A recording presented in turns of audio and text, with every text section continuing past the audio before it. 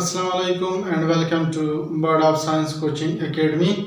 आज हम cell membrane या प्लाज्मा मेम्ब्रेन या प्लाज्मा के बारे में पढ़ेंगे। प्लाज्मा मेम्ब्रेन, सेल मेम्ब्रेन या प्लाज्मा जो है एक ही बात है, एक ही मेम्ब्रेन को कहते हैं, जो कि बाउंड्री ऑफ प्रोटोप्लाज्म है। प्रोटोप्लाज्म की बाउंड्री जो है ये सेल मेम्ब्रेन है या प्लाज्मा मेम्ब्रेन है या प्लाज्मा है। जो टर्म सेल मेम्ब्रेन है ये ने गेली एंड क्रेमर ने 1855 में ये टर्म इस्तेमाल किया सेल मेम्ब्रेन के लिए, जो कि बाउंड्री ऑफ प्रोटोप्लाज्म है। प्रोटोप्लाज्म की बाउंड्री ऑफ प्रोटोप्लाज्म जो साइटोप्लाज्म और न्यूक्लियोप्लाज्म को कंबाइनली प्रोटोप्लाज्म कहते हैं। तो सेल मेम्ब्रेन जो है एनिमल सेल के अंदर जो सबसे आउटर मोस्ट लेयर होगी वो सेल मेम्ब्रेन या प्लाज्मा मेम्ब्रेन या प्लाज्मा कहलाएगा।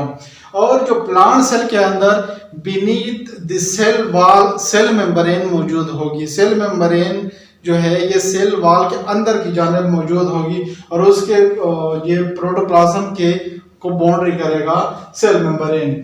जो सेल मेम्ब्रेन है ये all type of living organism के अंदर मौजूद होता है। अगर वो प्रोकैरियोटिक ऑर्गेनिज्म है या यूकैरियोटिक ऑर्गेनिज्म है, दोनों में सेल मेम्ब्रेन का होना जरूरी है। सेल मेम्ब्रेन दोनों ही केस में मौजूद होगी, प्रोकैरियोटिक सेल में भी और यूकैरियोटिक सेल में होगी। चाहे ऑर्गेनिज्म यूनिसेलुलर है या मल्टीसेलुलर है, ऑल टाइप ऑफ ऑर्गेनिजम्स में या लिविंग सेल्स में सेल मेम्ब्रेन का होना जरूरी है। सेल मेम्ब्रेन जो है यह ट्रांसपेरेंट है, जब तक आप उसको स्टेन नहीं करेंगे आपको वो दिखाई नहीं देगी, और इलेक्ट्रॉन माइक्रोस्कोप के जरिए आप इसको देख सकते हैं। जो इलेक्ट्रॉन माइक्रोस्कोप है उसके जरिए से आप आसानी से सेल मेम्ब्रेन को देख सकते हैं, स्टडी कर सकते हैं, उसके डिटेल ले सकते हैं। लाइट माइक्रोस्कोप के जरिए भी आप जो प्लाज्मा मेम्ब्रेन उसको देख सकते हैं, लेकिन डिटेल के साथ नहीं देख सकते, आप उसको प्रॉपर उसको इसकी स्टडी नहीं कर सकते। इलेक्ट्रॉन माइक्रोस्कोप के जरिए आप इसको बेटरली स्टडी कर सकते हैं। इसके बाद जो है ये प्रॉपर्टी है सेल मेम्ब्रेन की, इलास्टिक है। सेल मेम्ब्रेन इलास्टिक है, अगर इसके ऊपर प्रेशर आएगा तो वो अंदर की तरफ दब जाएगी, जब से वो प्रेशर खत्म होगा तो वो फिर से अपनी पोजीशन में आ जाएगी। इसको कहते हैं elastic property of cell membrane.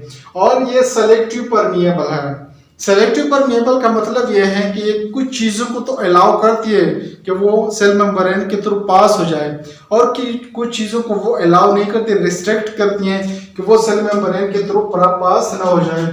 और एक्स्ट्रा सेलुलर स्पेस से सेल की जानिब, सेल से बाहर की तरफ, ये हर एक चीज़ को वो अलाउ नहीं करते कि वो पास हो जाए सेल मेम्ब्रेन के थ्रू। तो इसको कहते हैं सेमी परमिएबल मेम्ब्रेन या सेलेक्टिव परमिएबल मेम्ब्रेन या डिफरेंशियल परमिएबल मेम्ब्रेन भी इसको कहते हैं। केमिकल कंपोजिशन की तरफ बढ़ते हैं कि सेल मेम्ब्रेन की केमिकल कंपोजिशन क्या है। तो सेल मेम्ब्रेन जो है लिपिड से बनी है, प्रोटीन से और कार्बोहाइड्रेट इसमें मौजूद है। जो प्रोटीन कंटेंट है सेल मेम्ब्रेन के अंदर वो 20 से 40% है। तो 20 से 40% सेल मेम्ब्रेन के अंदर लिपिड्स मौजूद हैं, और ये लिपिड्स जो हैं फॉस्फोलिपिड्स, ग्लाइकोलिपिड और स्टीरोल की शक्ल में मौजूद होते हैं।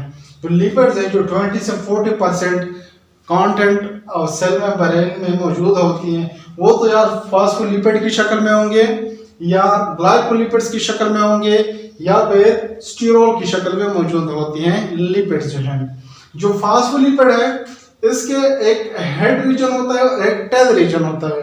जो हेड रीजन है ये फॉस्फेट ग्रुप इसमें मौजूद होता है और ये पोलर रीजन होता है। जैसे कि अगर आप देखें यहाँ पे फॉस्फोलिपिड के एक मॉलिक्यूल अगर लें तो इसमें एक हेड रीजन होता है और एक टेल रीजन इसमें होता है। जो हेड है इसमें फॉस्फेट ग्रुप मौजूद होता है और टेल रीजन में जो फैटी एसिड चेन मौजूद होता है, और ये नॉन पोलर रीजन होता है फॉस्फोलिपिड का। जो फॉस्फेट ग्रुप यहाँ पे मौजूद है इसलिए ये पोलर रीजन है, और टेल के अंदर फैटी एसिड चेन मौजूद है और ये नॉन पोलर रीजन है इसमें। तो जो हेड है ये पोलर है, इसमें फॉस्फेट ग्रुप मौजूद है और ये हाइड्रोफिलिक है, मतलब ये वाटर लविंग है। जो हेड है फॉस्फोलिपिड का, जो हेड है वो वाटर लविंग है, और जो टेल है इसका ये नॉन पोलर है और ये हाइड्रोफोबिक है, मतलब वाटर को ये रिपेल करता है, वाटर रिपेलेंट है। जो टेल है वो हाइड्रोफिलिक है, वाटर लविंग है, और टेल जो है ये वाटर रिपेलेंट है, ये वाटर को रिपेल करता है।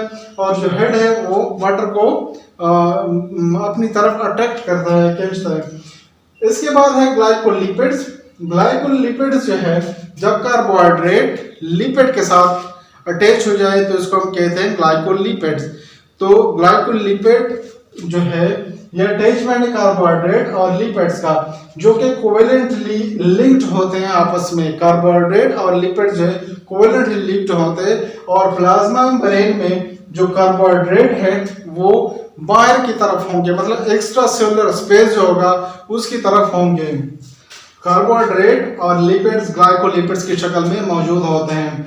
नेक्स्ट जो है लिपिड स्टीरोल की शक्ल में मौजूद होते हैं। स्टीरोल, और स्टीरोल पर 3 टाइप्स हैं, मुख्तलिफ टाइप्स हैं जो मुख्तलिफ किस्म के सेल्स में मौजूद होते हैं। स्टीरोल अगर एनिमल सेल हो तो कोलेस्ट्रॉल की शक्ल में मौजूद होते हैं, अगर प्लांट सेल हो तो फाइटोस्टीरोल की शक्ल में मौजूद होते हैं, अगर माइक्रो ऑर्गेनिज्म का सेल मेम्ब्रेन हो तो एर्गोस्टीरोल की शक्ल में मौजूद होती हैं।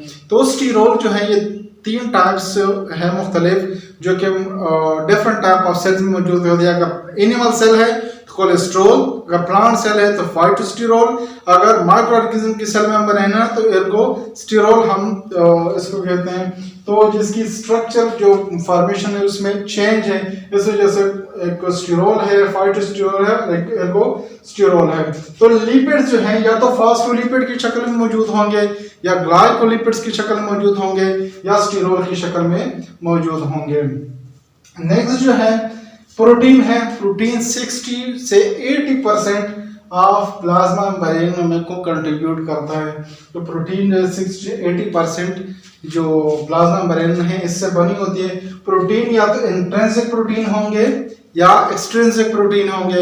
इंट्रिंसिक प्रोटीन उन प्रोटीन को कहते हैं जो सेल मेम्ब्रेन के जो फास्फोलिपिड के बाई लेयर है उसमें एम्बेडेड होती है, उसके अंदर होती है, उसको हम इंट्रिंसिक प्रोटीन कहते हैं। जो फास्फोलिपिड है ये लिपिड बाई लेयर बनाती हैं, उसमें जो प्रोटीन इसके अंदर एम्बेड होते हैं, उसके अंदर मौजूद होते हैं, उसको इंट्रिंसिक प्रोटीन कहते हैं। और जो फास्फोलिपिड बाई लेयर के बाहर होती है जो प्रोटीन, उसको कहते हैं इंट्रिंसिक प्रोटीन, जो एम्बेड नहीं होते लिपिड बाई लेयर के अंदर। नेक्स्ट है कार्बोहाइड्रेट। कार्बोहाइड्रेट जो है 2 से 10% ऑफ सेल मेम्ब्रेन में कंट्रीब्यूट करती हैं। और जो कार्बोहाइड्रेट सेल मेम्ब्रेन के अंदर मौजूद होती हैं, याद रखें कि वो ओलिगोसेकेराइड होगी। ओलिगोसेकेराइड ही सेल मेम्ब्रेन के अंदर मौजूद होती है। कार्बोहाइड्रेट की किस्म ओलिगोसेकेराइड मौजूद होगी। और कार्बोहाइड्रेट कोवेलेंटली लिंक्ड होते हैं। जो कार्बोहाइड्रेट है ये कोवेलेंटली लिंक्ड है, या तो वो प्रोटीन के साथ अटैच होंगे या लिपिड के साथ अटैच होंगे। जो प्लाज्मा मेम्ब्रेन के फास्फोलिपिड्स हैं या प्रोटीन है उसके साथ अटैच होंगे। अगर प्रोटीन के साथ अटैच होंगे तो उसको हम ग्लाइकोप्रोटीन्स कहेंगे। अगर कार्बोहाइड्रेट कोवेलेंटली लिंक्ड है लिपिड के साथ तो उसको हम ग्लाइकोलिपिड्स कहेंगे। जैसे कि आप यहाँ पे देख सकते हैं कि यहाँ पे प्रोटीन के साथ अटैच है तो इसको ग्लाइकोप्रोटीन कहते हैं। अगर लिपिड के साथ अटैच है तो उसको हम ग्लाइकोलिपिड्स कहते हैं। और जो ग्लाइकोलिपिड्स हैं या ग्लाइकोप्रोटीन है ये दोनों एक्स्ट्रा सेलुलर स्पेस की तरफ मौजूद होंगे। ये प्रोटोप्लाज्म की तरफ, फॉर एग्जांपल यहाँ पे ये प्रोटोप्लाज्म है और ये एक्स्ट्रा सेलुलर स्पेस है, तो ये एक्स्ट्रा सेलुलर स्पेस की तरफ मौजूद होंगे, ये प्रोटोप्लाज्म की तरफ मौजूद नहीं होंगे। तो ग्लाइकोप्रोटीन और ग्लाइकोलिपिड जो है एक्स्ट्रा सेलुलर स्पेस की तरफ मौजूद होंगे। तो केमिकल कंपोजिशन जो है प्लाज्मा मेम्ब्रेन की, लिपिड इसमें मौजूद होते हैं, प्रोटीन्स मौजूद होते हैं और कार्बोहाइड्रेट इसमें मौजूद होते हैं। Next molecular structure and model of cell membrane की तरफ बढ़ते हैं कि मॉलिक्यूलर स्ट्रक्चर और मॉडल जो पेश किए गए सेल मेम्ब्रेन को ड्रा करने के लिए किस किस्म की सेल मेम्ब्रेन किस तरह बनी हुई है। तो सबसे पहले जो है ऑर्टेंस जो है मॉडल जो है जो 1895 में पेश किया गया, उन्होंने कहा था कि ये सेल मेम्ब्रेन जो है 3 and single layer of lipid से बनी है, कि सिंगल लेयर ऑफ लिपिड्स हैं। उन्होंने ये ऑब्जर्व किया कि जो प्लाज्मा मेम्ब्रेन है इसमें जो लिपिड सॉल्युबल चीज़ें वो आसानी से इसके थ्रू पास हो जाती है, सेल मेम्ब्रेन के थ्रू आसानी से पास हो जाती है जो लिपिड सॉल्युबल चीज़ें। उन्होंने कहा कि ये 3 लेयर है, सिंगल लेयर है, 3 and single layer of lipids हैं। ये जो मॉडल पेश किया था ओवरटर्न्स मॉडल इसको कहते हैं। उसके बाद जो दूसरा मॉडल है जो सैंडविच मॉडल है जो डॉसन और जेनेरिस ने पेश किया था 1935 में। उन्होंने कहा था कि the lipid layer is sandwich between 2 layers of protein. उन्होंने कहा था कि प्रोटीन लेयर मौजूद है, प्रोटीन के बाद लिपिड लेयर मौजूद है और उसके नीचे फिर से प्रोटीन लेयर मौजूद है। उन्होंने कहा था कि लिपिड लेयर जो है ये दरमियान में होती है और प्रोटीन्स लेयर जो है बाहर की तरफ होते हैं। 2 प्रोटीन लेयर के बीच में लिपिड लेयर मौजूद होती हैं। तो सैंडविच मॉडल जो है वो कहते हैं कि सैंडविच है जो लिपिड है सैंडविच है बिटवीन 2 प्रोटीन्स लेयर्स के 2 प्रोटीन लेयर के दरमियान में लिपिड लेयर मौजूद हैं। ये सैंडविच मॉडल है। नेक्स्ट जो है यूनिट मेम्ब्रेन मॉडल या रॉबर्टसन यूनिट मेम्ब्रेन मॉडल जो 1960 में पेश किया गया। इसके मुताबिक जो प्लाज्मा मेम्ब्रेन है या सेल मेम्ब्रेन है या प्लाज्मा लीमा जो है ये 3 लेयर है, 3 लेयर है। एक डार्क लेयर है, उसके बाद ट्रांसपेरेंट लेयर है और उसके बाद फिर से डार्क लेयर है। जो डार्क लेयर है वो प्रोटीन है, उसके बाद जो ट्रांसपेरेंट लेयर है वो लिपिड्स हैं, उसके बाद फिर से जो डार्क लेयर है वो प्रोटीन से बना हुआ है।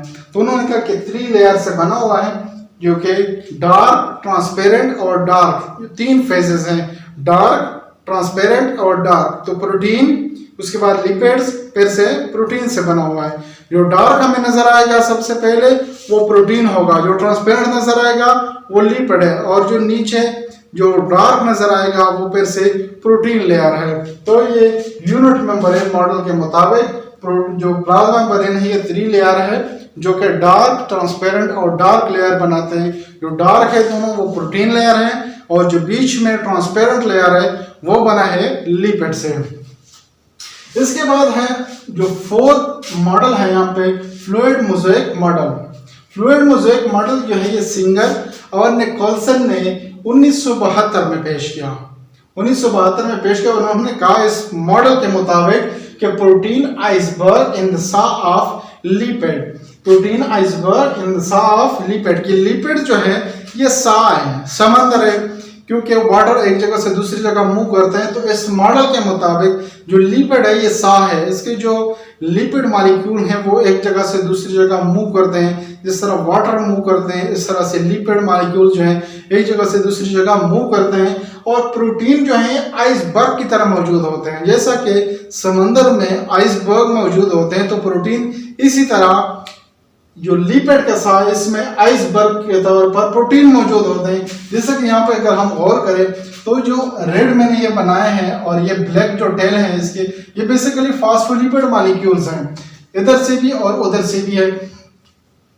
तो जो रेड है ये सा है, वाटर है, जो फ्लूइड है, और इसमें जो ये इस किस्म कलर के दिखाई दे रहे हैं ये प्रोटीन्स हैं और प्रोटीन आइसबर्ग की शक्ल में मौजूद है जो लिपिड सा है। तो लिपिड सा के अंदर जो आइसबर्ग का काम करेंगे वो प्रोटीन्स होंगे। अगर हम फ्लूइड मोज़ेक मॉडल पढ़ेंगे तो उसमें प्रोटीन्स जो है वो आइसबर्ग की तरह होंगे और लिपिड्स जो हैं वो सा की तरह होंगे। और फ्लूइड मोज़ेक मॉडल भी इसलिए इसको कहते हैं कि इसमें जो फास्फोलिपिड बाइलेयर मौजूद है, 2 लिपिड के फास्फोलिपिड के 2 लेयर मौजूद होंगे जिसके हेड बाहर की तरफ होंगे और टेल दोनों आपस में जुड़े होंगे। तो इसमें जो है जो फास्फोलिपिड है, इसमें जो फास्फोलिपिड है जो बाई लेयर बनाते हैं, जो यहाँ पे आप देख सकते हैं कि फास्फोलिपिड बाई लेयर है, यहाँ से भी फास्फोलिपिड है और वहां से भी फास्फोलिपिड के मॉलिक्यूल है। यहाँ पे हमने स्ट्रक्चर पर गौर करें तो एक हेड होगा और एक टेल होगा इसका। तो ये हेड है जो रेड रेड नजर आ रहा है, यहाँ पे जो रेड रेड ये हेड है इसका, ये जो दाग की तरह नजर आ रहे हैं ये लाइंस जो है ये ब्लैक ब्लैक, ये टेल है इसके। तो लिपिड बाइलेयर है जो कि फ्लूइड होंगे। क्या होंगे? फ्लूइड। तो फ्लूइड यहाँ से लिया गया है कि फ्लूइड से मतलब ये जो लिपिड है ये फ्लूइड की तरह होंगे, सा ऑफ लिपिड होंगे।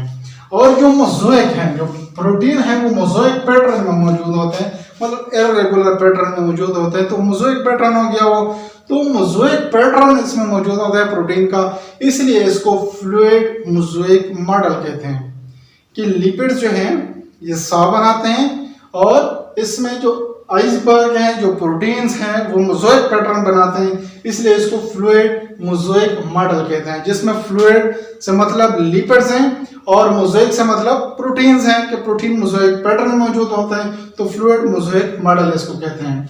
तो इसमें फास्फोलिपिड जो है ये बाई लेयर बनाते हैं, 2 लेयर में मौजूद होता है फ्लूइड मोज़ेक मॉडल के मुताबिक, और जो प्रोटीन है वो मोज़ेक पैटर्न में मौजूद होते हैं।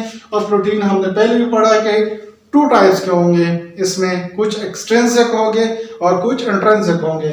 जो एक्सट्रिंसिक होंगे, वो लिपिड बाइलेयर के अंदर एम्बेडेड नहीं होंगे, जैसा कि ये प्रोटीन दिखाई दे रहा है, ये लिपिड बाइलेयर के अंदर मौजूद नहीं है, इसके बाहर मौजूद है, तो इसको हम कहेंगे एक्सट्रिंसिक प्रोटीन।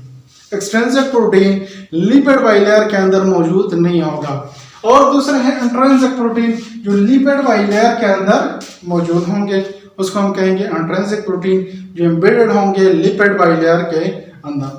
तो कुछ प्रोटीन इस किस्म के होते हैं कि इसके जो एंड्स हैं ये प्रोजेक्ट करेंगे एक्स्ट्रा सेलुलर स्पेस की तरफ भी, और जो प्रोटोप्लाज्म है उसकी तरफ ये इसके एंड्स है प्रोजेक्ट करते हैं, मतलब इस साइड भी निकला होता है बाहर और इस साइड भी बाहर की तरफ निकला होता है। इस किस्म के इंट्रिंसिक प्रोटीन को हम कहेंगे ग्लाइकोफोरेंस, ट्रांसमेम्ब्रेन प्रोटीन या टनल प्रोटीन्स भी हम इसको कहेंगे। वो प्रोटीन जो प्रोजेक्ट करते हैं प्रोटोप्लाज्म की तरफ भी और एक्स्ट्रा सेलुलर स्पेस की तरफ भी, मतलब फास्फोलिपिड का बाइलेयर जो है उसके दोनों तरफ ये प्रोजेक्ट करते हैं, प्रोटोप्लाज्म की तरफ भी और एक्स्ट्रा सेलुलर स्पेस की तरफ भी। ऐसे प्रोटीन को हम कहेंगे टनल प्रोटीन या ट्रांसमेम्ब्रेन प्रोटीन या ग्लाइकोफोरेंस हम इसको कहेंगे, और इसके जरिए ट्रांसपोर्ट होती है, ये टनल की तरह काम करते हैं, तो इसलिए tunnel protein, transport protein, transmembrane protein इसके जरिए से ट्रांसपोर्ट होती है। कुछ इसमें एक्टिव ट्रांसपोर्ट के जरिए के लिए होती है और कुछ एक्टिव ट्रांसपोर्ट करते हैं। नेक्स्ट है कार्बोहाइड्रेट। कार्बोहाइड्रेट, पहले यह बात याद रखें कि कार्बोहाइड्रेट जो होंगे वो तो ओलिगोसैकेराइड होंगे, जो सेल मेम्ब्रेन के अंदर जो कार्बोहाइड्रेट मौजूद होते हैं वो ओलिगोसैकेराइड होंगे, ओलिगोसैकेराइड। और दूसरी बात कि ये आउटर स्पेस की तरफ होंगे, मतलब एक्स्ट्रा सेलुलर स्पेस की तरफ ही होंगे, ये प्रोटोप्लाज्म की तरफ नहीं होंगे, सेल मेम्ब्रेन के एक्स्ट्रा सेलुलर स्पेस की तरफ होंगे, या वो ये कोवेलेंटली लिंक्ड होगी या प्रोटीन के साथ या लिपिड के साथ। अगर प्रोटीन के साथ लिंक्ड है, अगर प्रोटीन के साथ लिंक्ड है तो इसको हम ग्लाइकोप्रोटीन कहेंगे, अगर लिपिड के साथ अटैच है कोवेलेंटली तो इसको ग्लाइकोलिपिड्स हम कहेंगे। इसके बाद है स्टीरोल। स्टीरोल हमने पहले भी कहा, यहाँ पे हमने पढ़ा कि स्टीरोल या तो कोलेस्ट्रॉल की शक्ल में मौजूद होंगे या फाइटोस्टीरोल या एर्कोस्टीरोल की शक्ल में, एर्कोस्टीरोल की शक्ल में मौजूद होंगे। अगर कोलेस्ट्रॉल मौजूद है, मतलब एनिमल सेल है तो कोलेस्ट्रॉल, प्लांट सेल मेम्ब्रेन है तो फाइटोस्टीरोल, माइक्रो ऑर्गेनिज्म है तो एर्कोस्टीरोल इसके प्लाज्मा मेम्ब्रेन में मौजूद होते हैं। यहाँ पे ये जो आपको नजर आ रही है और ये जो है ये स्टीरोल है। अगर एनिमल सेल वाल है, सेल मेम्ब्रेन है तो ये कोलेस्ट्रॉल होगा, अगर प्लांट सेल मेम्ब्रेन है तो ये फाइटोस्टीरोल होगा, अगर माइक्रो ऑर्गेनिज्म का ये प्लाज्मा मेम्ब्रेन है तो ये होगा एर्कोस्टीरोल यहाँ पे मौजूद होगा। और इसका जो स्टीरोल है, कोलेस्ट्रॉल है या फाइटोस्टीरोल जो है, इसका जो हेड है ये फास्फोलिपिड के हेड के साथ अटैच होगा और टेल इस तरह, जो टेल है फास्फोलिपिड का इसकी तरफ, टेल इसकी तरफ होगा। जो टेल की डायरेक्शन फास्फोलिपिड की वही डायरेक्शन होगी कोलेस्ट्रॉल की या फाइटोस्टीरोल की। जो हेड की तरफ, हेड आपस में अटैच होंगे और टेल दोनों एक ही तरफ दोनों के होंगे। अगर यहाँ पे अटैच है तो टेल इस साइड पे, अगर यहाँ पे अटैच है तो टेल ऊपर की तरफ इस तरह होगी। तो स्टीरोल मौजूद होते हैं।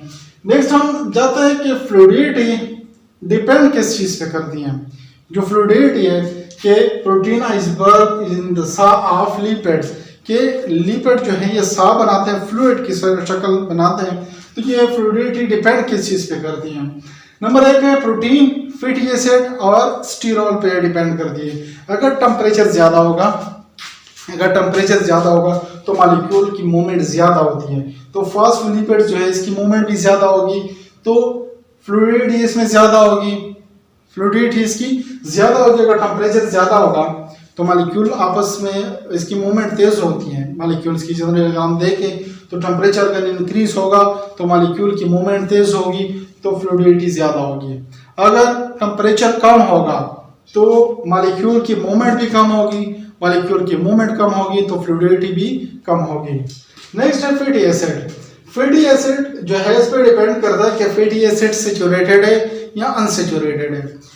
अगर सैचुरेटेड फैटी एसिड है तो फ्लूइडिटी कम होगी, अगर अनसैचुरेटेड फैटी एसिड है तो फ्लूइडिटी ज्यादा होगी। क्यों इस तरह? क्योंकि अगर हम देखें टेल को, जो फॉस्फोलिपिड का टेल है, एक जो बिल्कुल स्ट्रेट नजर आ रहा है, ये फैटी एसिड का जो चेन है ये सैचुरेटेड है, इसमें सिंगल बॉन्ड है तो ये सैचुरेटेड है। और जो अनसैचुरेटेड जो टेल है जिसमें डबल बॉन्ड मौजूद है, तो इसका ये टेल जो फैटी एसिड का चेन ये थोड़ा सा बेंड हो जाता है। जैसा कि ये बेंड हो गया है तो ये बेंड जो अनसैचुरेटेड फैटी एसिड है तो ये स्पेस ज्यादा कवर कर देता है, तो एक मॉलिक्यूल और दूसरे मॉलिक्यूल में स्पेस आ जाता है, स्पेस बन जाता है, तो फ्लूइडिटी ज्यादा होगी। अगर बिल्कुल स्ट्रेट दोनों होंगे तो आपस में अटैच होंगे बिल्कुल, और स्पेस नहीं होगा तो फ्लूइडिटी कम होगी। अगर अनसैचुरेटेड फैटी एसिड मौजूद है तो मॉलिक्यूल आपस से में थोड़े से दूर दूर होंगे तो फ्लूइडिटी ज्यादा होगी। नेक्स्ट है स्टीरोल। स्टीरोल जो है ये परमेबिलिटी को कंट्रोल करता है। जो फ्लूइडिटी है अगर कम हो या ज्यादा हो तो इसको मेंटेन करता है कौन? ये स्टीरोल जो है, जो कोलेस्ट्रॉल की शक्ल में होता है या फाइटोस्टीरोल की शक्ल में जो मौजूद होते हैं, तो इसको ये मेंटेन करता है। किस तरह? फॉर एग्जांपल टेम्परेचर ज्यादा है तो फ्लूइडिटी ज्यादा होगी, तो फ्लूइडिटी ज्यादा होगी तो परमेबिलिटी पे असर पड़ेगा, क्योंकि अगर मॉलिक्यूल इधर उधर ज्यादा दूर होंगे तो कोई भी चीज इधर से उधर पास हो सकती है, क्योंकि इसमें जो स्पेस है वो ज्यादा हो जाएगा, तो आसानी से जो परमेबिलिटी इसकी डिस्टर्ब हो सकती है। तो होता क्या है कि जिस भी फॉस्फोलिपिड के साथ जो कोलेस्ट्रॉल या फाइटोस्टीरोल या स्टीरोल मौजूद होगा वो ज्यादा मूवमेंट नहीं करते हैं। जिसके साथ कोलेस्ट्रॉल, फाइटोस्टीरोल या जो भी स्टीरोल इसके साथ मौजूद है वो ज्यादा मूवमेंट नहीं करता, तो जब टेम्परेचर ज्यादा होगा और इसमें मूवमेंट ज्यादा होगी तो जो फॉस्फोलिपिड के साथ ये स्टीरोल मौजूद होगा, अटैच होगा इसके साथ, तो उसको वो दूसरे के मूवमेंट को वो रोकेगा, उसको स्लो डाउन करेगा और परमेबिलिटी को बरकरार रखेगा। और अगर टेम्परेचर कम हो तो जो फॉस्फोलिपिड के मॉलिक्यूल हैं वो तो करीब करीब होंगे, तो फिर से परमेबिलिटी डिस्टर्ब होगी। जो चीज़ों परमेबल होंगी, जो पास हो सकते हैं, वो भी पास नहीं होंगी। तो उस दौरान भी स्टीरोल अहम रोल अदा करते हैं कि स्टीरोल जिस फॉस्फोलिपिड के साथ अटैच होगा, स्टीरोल का ये एक नेचर है कि वो दूसरे फॉस्फोलिपिड को बहुत ज़्यादा अपने करीब नहीं आने देती, एक खास फासले के साथ उसको मैनेज करती है, उसको मेंटेन करती है, तो इससे परमेबिलिटी डिस्टर्ब नहीं होती जो प्लाज्मा मेम्ब्रेन के हैं। तो स्टीरोल के जो ये मेंटेन करती है permeability of the cell membrane को, परमेबिलिटी को ये मेंटेन करती है स्टीरोल जो है। तो ये फ्लूइड मोज़ेक मॉडल है जो कि लिपिड बाई लेयर है। इसमें इंट्रिंसिक प्रोटीन और एक्सट्रिंसिक प्रोटीन, कोलेस्ट्रॉल इसमें मौजूद होते हैं, ग्लाइकोलिपिड और ग्लाइकोप्रोटीन जो है ये इन द फॉर्म जो अटैचमेंट है इसकी ये कोवेलेंट लिंकेज होती है। और जो प्रोटीन्स है इसमें प्लाज्मा मेम्ब्रेन में ज़्यादातर ग्लोबुलर प्रोटीन है, कुछ ट्रांसपोर्ट के लिए इस्तेमाल होते हैं, एंजाइमेटिक एक्टिविटी भी करते हैं, ट्रांसपोर्ट मुख्तलिफ आयंस है, मॉलिक्यूल्स है, इसकी ट्रांसपोर्ट करती हैं।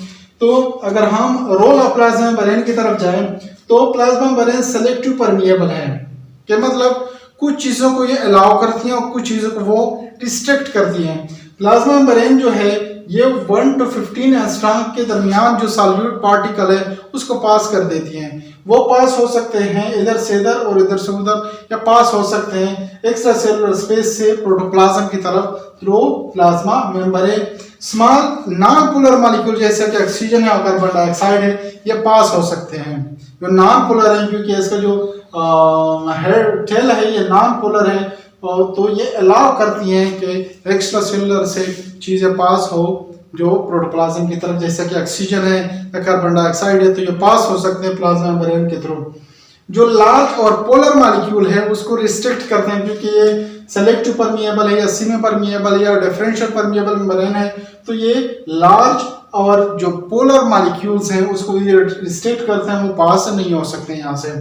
नेक्स्ट है mechanical strength and transport through protein, और ये प्रोटेक्शन भी देती हैं। जो मैकेनिकल स्ट्रेंथ, जो प्रोटीन मौजूद है, इंट्रिंसिक प्रोटीन है या एक्सट्रिंसिक प्रोटीन है, ये स्ट्रेंथ प्रोवाइड करती है सेल मेम्ब्रेन को। सेल मेम्ब्रेन को एक खास स्ट्रेंथ प्रोवाइड करती हैं क्योंकि वो डिस्टर्ब ना हो। और ये इलास्टिसिटी जो है इसमें सेल मेम्ब्रेन में, ये इलास्टिक भी होती है। कोई प्रेशर आ जाए तो वो अंदर की तरफ चली जाती है, जो प्रेशर रिमूव होगा तो ये बाहर की तरफ आ जाती है, तो ये इलास्टिक भी होती है। और जो ट्रांसपोर्ट है, एक्टिव ट्रांसपोर्ट भी होती है और पैसिव ट्रांसपोर्ट भी होती है। पैसिव ट्रांसपोर्ट जिसमें एनर्जी की जरूरत नहीं पड़ती, और एक्टिव ट्रांसपोर्ट जो कि एनर्जी की मौजूदगी में होती है। और प्रोटेक्शन जो है, जो प्रोटोप्लाज्म को प्रोटेक्ट करती हैं, जो बाहर एक्स्ट्रा सेलुलर में जो हो रहा है उससे प्रोटेक्ट करता है प्रोटोप्लाज्म को। प्रोटोप्लाज्म के अंदर जो चीज़ है उसको प्रोटेक्ट करती हैं। नेक्स्ट जो है एंडोसाइटोसिस, एंडोसाइटोसिस भी करती हैं, चाहे वो फेगोसाइटोसिस हो या पिनोसाइटोसिस हो। अगर सेल ईटिंग है या सेल ड्रिंकिंग है, ये दोनों चीज़ें सेल मेम्ब्रेन के थ्रू होती हैं।